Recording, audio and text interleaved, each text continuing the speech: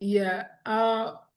Whiskers' question is, do we have, because we are talking about the perception and to change the way we see things as well. So she said, do we have just to accept, even because she doesn't like suffering, even the situation is not good, she doesn't like it.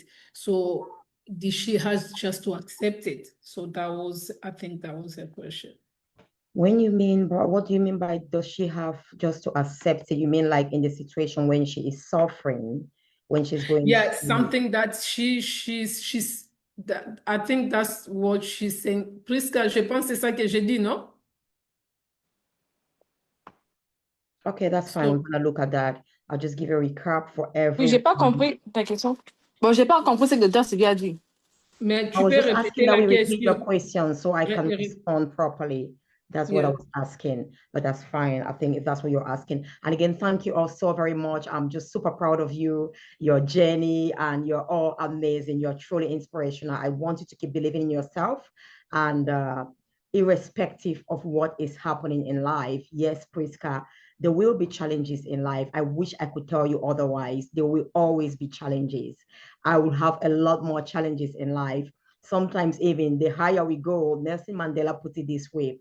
After climbing one mountain, you finish climbing the mountain, you get to the top, you said, oh wow, I made it, I've done it. As you take your eyes up, you only realize that there are many more mountains to climb. What would you do? Would you quit? Would you say, why me? Would you complain? Would you go back down or say, I quit, I'm not doing it again? You cannot quit. If you need the time to rest, rest. We stop to rest and then gain the momentum and keep going. With every mountain we conquer, we climb, we get greater perspective, we get a higher altitude, we are placed at a higher level, we become more skilled, we develop more wisdom, we develop more skills as well. And also, I think someone once said, a wise person, I can't remember who said that, don't pray for less problems. We shouldn't be praying for less problems. Does anyone have that prayer point? Father, give me lots of less problems or less challenges. Pray for more skills. Pray for more wisdom, more skills to be able to navigate and resolve these problems, and more wisdom to be able to comprehend and resolve or encounter these problems at a different angle or with a different perspective so that you may become wiser. You may gain more skills and knowledge because the truth is, we never, never go through life. Think about it. When we used to be children, we used to be babies. We sat, we crawled, we couldn't walk. And of course, it was challenging, isn't it? From just sitting cozily or just lying, being in your mom's hand to start walking. How many times did we stumble? Some of us, as we prepared to walk, we stumbled, we fell, we had marks, we had wounds, we cried. Did we stop walking? No. We got up again the next day to walk because that was victory. That was us getting to the next stage of our growth, physical, psychological growth, where our legs started functioning the way they were designed to function. However, at bed, our legs couldn't walk then. It didn't mean that they were any weak or they were any, you know, less skillful or disadvantaged. No, we had to grow and mature. And the more we start using it, the more we gain skills, the more it develops, the more it becomes more fortified, the muscles develop so that we can walk better. So, Priska, to respond to your question, you don't like challenges. I know so many people don't love challenges. I love challenges instead, honestly, because I'm always excited. I know that I come out better. I know I learned something, of course, in that moment, but I think, and I'm so aware, when you are prepared, when you are aware about something, you are well prepared in life. It's like, I might not like rain. Okay, we may not like the rain. But if I know that it's going to rain today, I must not go out all drenched in the rain or wet. I get prepared. I take my umbrella, my raincoat, whatever I need. The rain is falling, the rain has its purpose, it's watering crops, it's watering all the plants and vegetation to actually have that ecosystem that we need to live fully. I go about my business as well. I shield myself from the rain. How many of us can look directly at the sunlight? I sat here yesterday walking and there was beautiful sunlight coming through. It was just amazing. I opened the door. I just sat. I was looking back. I couldn't open my eyes. And I closed my eyes. I just went into deep inner peace, reflection, and meditation. And I was just thinking, how beautiful is the light? How bright. We cannot stop that sunlight, but we can close our eyes. We can put our shades on and all that to protect ourselves from that, bright light, that scorching heat. So it's exactly the same thing, my darling Priska. When you know, and that's why we are doing this program, to know there will be challenges in life. No, success is not determined or defined by how many or how less challenges you've had or how high you go. However, instead, it's defined by the number of challenges, how many times you're able to rise up again after falling. How many obstacles you're able to overcome. Then they say people now say you're a problem solver. If you don't solve any problem, you don't add any value. You don't bring solution to our world. So there must be problems if I need to be a problem solver so that I may solve that problem, add value, and people need me more for the value I bring. And I am fulfilled because I'm living my purpose, serving in my full potential and with my greatest strengths. So Priska, I hope that helped. Why you don't like challenges? Change your perception about challenges. In fact, today we are continuing to look at part 3, or I think it's part 4, of the power of perception in changing our narrative, in changing the story that we tell ourselves, in changing our life experiences and living life fully and wholly. So just to go back, for those who are joining from the first time or those who are actually watching from another platform, we are actually looking at blueprints to become more resilient in life. We are unlocking powerful blueprints to develop mental resilience, mental, emotional, and psychological resilience. So that when life throws stuff at us, when life throws rocks at us, we fall, we are able to rise back. We are able to stand up again. We are able to bounce back to our original state that we are created to function at. And we become better because we've increased our elasticity. We've increased our ability to bounce back. We've become more resilient, in other words. We've developed some muscles that make us more flexible in life. For example, maybe, the problem you're going through right now is with a friend or a family member that's constantly putting you down. She does not believe in you. She looks at you as unworthy. Or maybe in your community, a friend, I don't know. Okay, we have 2 options. We're going to get upset all we want, or we're going to say, I don't like this friend. We cannot just get this friend to disappear from planet Earth. Even that friend who is not nice to us, who is not kind to us, has a purpose to fulfill on this planet, just as we have a purpose to fulfill. We could never change people. We don't have the power and ability to change people. However, we may inspire them to bring about the change that they desire or they need to live a fulfilling and purposeful life, which is what we do here. A lot of people have come, thousands, millions, into our programs, workshops, online, virtual programs, read my books. Their lives have been transformed. Not because I went and changed their lives, because by listening, you chose to change your mindset. You chose to change the way that you think about yourself and about life. You chose to make the changes about, the things that we share with you, to take them and go apply them in your lives. You truly bring about the transformation in your life. Sarah, myself, Voice of Nations, and all our team, we've merely been vessels used to actually enable this transformation. But the real process, the real work has been done by you. So in this case, what do you do in that situation, that challenging situation with that friend that you cannot change? You know you cannot change her. You can change your perception. And we've seen the definition of perception, how I see, understand, and interpret life events and what happens within me. I can change the way I choose to see that friend. I can change my understanding of her experiences and the way she treats me. And hence, I interpret it differently. I might choose to see it this way. She's really had some trying situations, experiences in the past. I may not know her, but one thing is sure. People who hurt, they hurt other people. People who've had terrible experiences and they are not open enough to allow these experiences in life to transform them, to become better, to become more kind, to become kinder, to become more resilient, to become more loving, forgiving. If we are not open to do that, unfortunately, these challenges will make us become bitter, become less forgiving. resentful. And the truth is, we only destroy ourselves. Someone once said, having unforgiveness is like taking poison and you're expecting it to hurt someone else. When we take poison, it hurts and destroys us, never the person we are angry or the person who hurt us. So when you actually choose to be angry with that person, you ruin your day because that person is so unkind, is so nasty to you. You're destroying your life. You're building up resilience. You're making your life less bearable. You're not enjoying your daily life. You're limiting your living to that person. You're limiting how you look at your day when the day is coming with so many gifts within it, treasures for you to unlock and reveal and, and use them for a greater life and to be happier. You choose to see that person in a nasty way. Unfortunately, that's how you understand it. They're nasty to me. They're very nasty. You interpret it that way. You avoid them or you hit back. You react. You nasty to them or you don't help them when you are capable of helping them.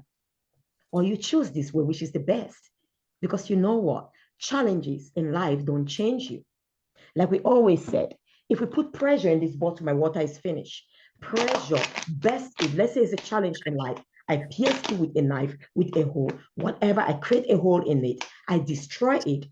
The little water that's in it will come out. Not juice, not Coca-Cola, not coffee. Pressures and challenges in life do not create something new in us. They reveal what is within us.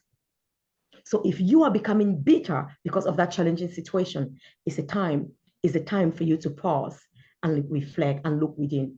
Why am I so bitter? What led me to this stage that I'm always bitter and resentful?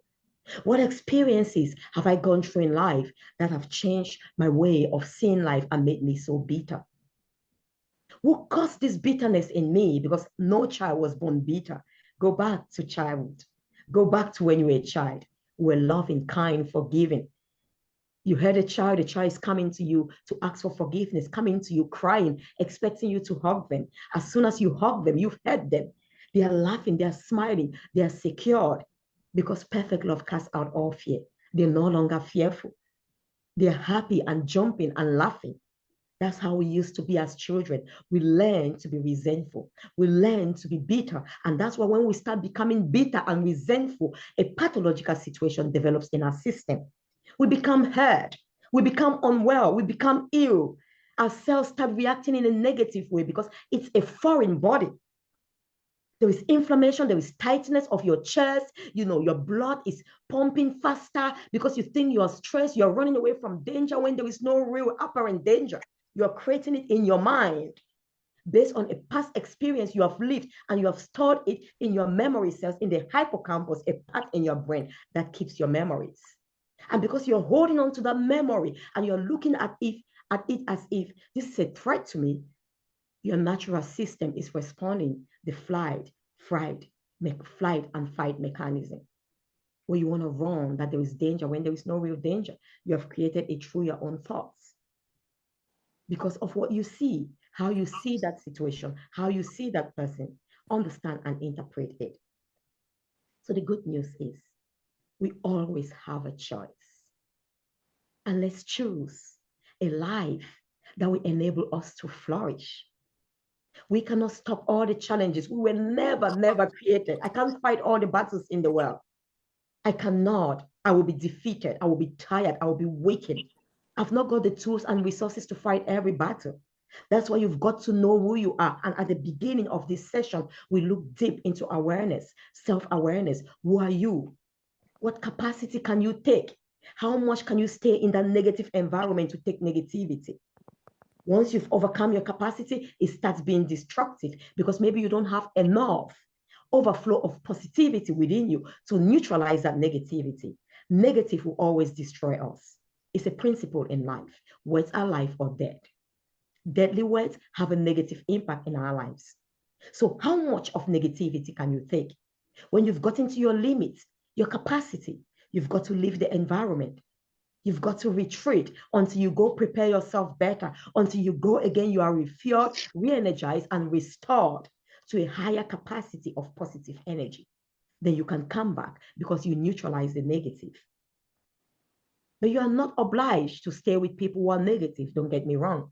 If you are serving, I'm called to serve everyone, and especially those who are heartbroken, those who are down at the pit, negative. So I am prepared. I'm given the strength and tools, and I've worked on myself. I've got enough significant amount of positive energy overflowing from me that every time I stay within you, even though I will caution you, after spending at least four sessions with me, I'm sure you begin to start being positive, because our positivity will kind of like spread forth, will kind of be released, and your negative energy will be neutralized. And over time, the positivity takes over, because positivity is a higher energy. So again, Priska, it's about choosing to be positive. It's about choosing life over death. If you are not even choosing life, if you are not even alive, then there is no hope for you. You cannot change your situation. You cannot hope your situation will be better. You cannot hope maybe the ideal person that has the tools to solve these problems for you will come in, because you are dead. If we are dead, we are dead. So in other words, when we choose negativity, pessimism, we choose death. And there is no hope. That's why people who are negative become so deadly. They become depressed. Depression is lifelessness. There is no life within them. There is no zeal and passion to live. They just want to lie down. They don't even have the zeal, the drive to even rise up from bed. They don't have the drive to take care of this beautiful body of theirs, because they are dead. They are constantly thinking negative thoughts. They are constantly speaking negative words. They are constantly surrounded by people who speak negative. And they constantly attract, because like attract like. Negative will attract more negative energy. And it saps your energy. And you are lifeless. The opposite of depression is kind of passion, life, energy, fear. Depression is lifelessness, without fear, without motivation. That's why you don't have the energy to do anything. That's why all you want to do is a force that only can keep us in one position. It keeps us dormant or lying, because it's not powerful enough to uplift us. So we need to choose passion.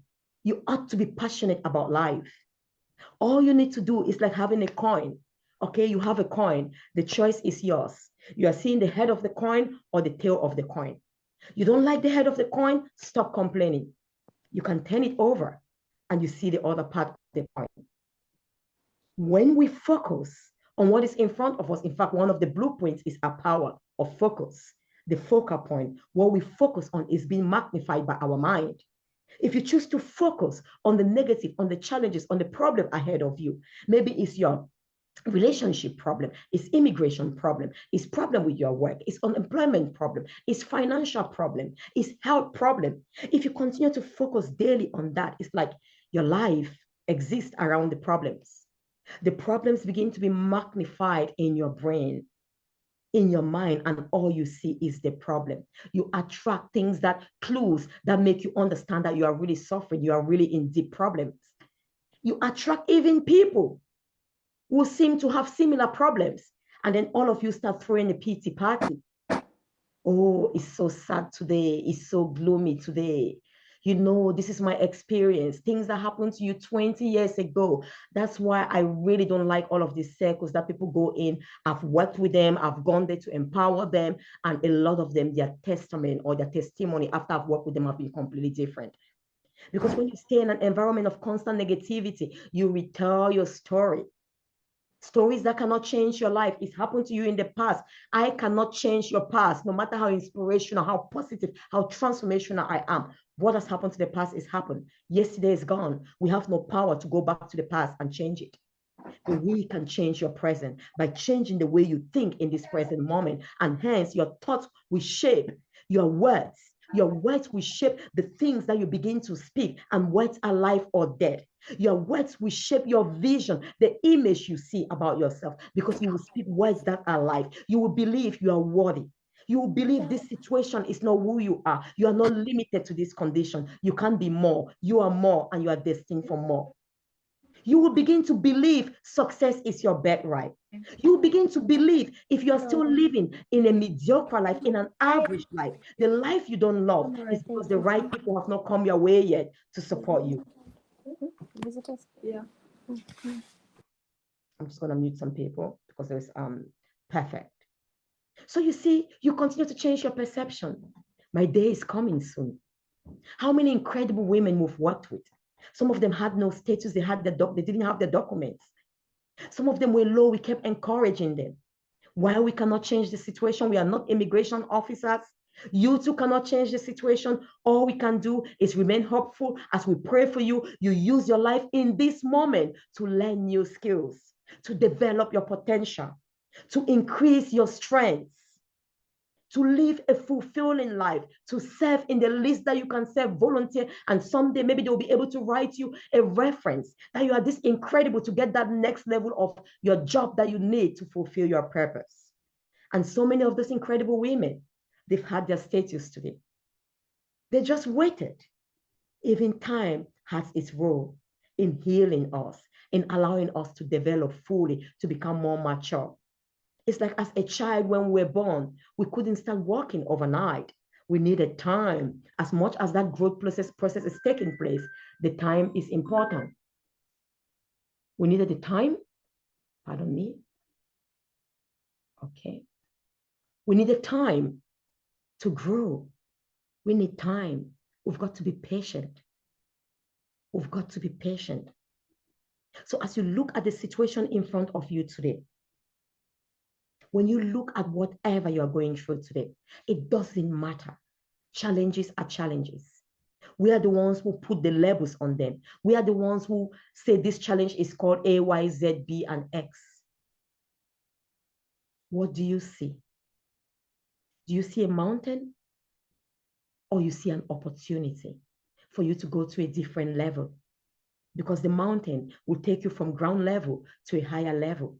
And people who are at that higher level, who could not see you previously because you were at ground level, are able to see you now and support you. Are you looking at that block in front of you as a block that if you go across, you're going to stumble and fall? Or you're looking at it as a stepping stone that will enable me to go over this situation? Right now, I am in this current state. And when I go over that, I go to the next chapter of my life. I invite you to change the way you look at challenges. I invite you to change the meaning you give to challenges. Think about it. When you have a friend who loves you, who embraces you for who you are, for your weaknesses and strengths, aren't you happy, fulfilled each time you are with that friend? Don't you love spending time with that friend? Wouldn't you love to share a lot about your future, your journey with that friend, and step with that friend into the future? It's exactly the same way